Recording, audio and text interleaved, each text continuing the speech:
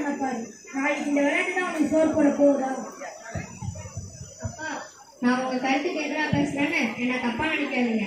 இப்படிதான் நிறைய பெற்றவங்க நல்ல விளையாட்டு வீரர்களுக்கெல்லாம் தங்களோட பிடிவாதத்தினால வேறு வழியில விட்டுறாங்க. விளையாட்டுத்துறையும் சாதாரணமா நினைக்காதீங்கப்பா. இதுல இருந்தும் எத்தனையோ பேர் உலக அளவில் சாதிச்சிருக்காங்க. காலேஜ்லயும் கூட ஸ்போர்ட்ஸ் கோட்டாவும் இருக்கு. கிரிக்கெட்ல பார்த்தீங்கன்னா ரவிச்சந்திரன் அஸ்வின், நடராஜன், தினேஷ் கார்த்திக், முரளி விஜய், வருண் சக்கரவர்த்தி இவங்கெல்லாம் சாதிச்சிருக்காங்க. செஸ்ல பார்த்தீங்கன்னா விஸ்வநாதன் ஆனந்த், குகேஷ், பிரக்ஞானந்தா, வைசாலி இன்னும் 10 பேர். அத்லெட்டிக்ஸ்ல நம்ம ஊர் சேலத்தை சேர்ந்த மாரியப்பன் தங்கவேலு.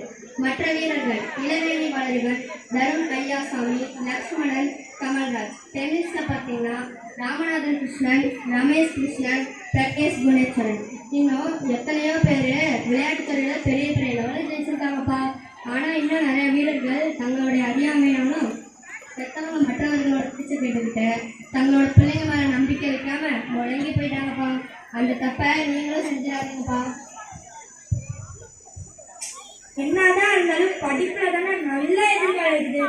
படிப்புக்கு பின்னால போனாதான் நீ நினைச்ச கோர்ஸ்ல சேர முடியும். அப்பதான் நிறைய சம்பளத்தோடு நல்ல வழியும் கிடைக்கும். உன்னோட எதிர்காலம் கஷ்டமில்லாம இருக்கும்டா.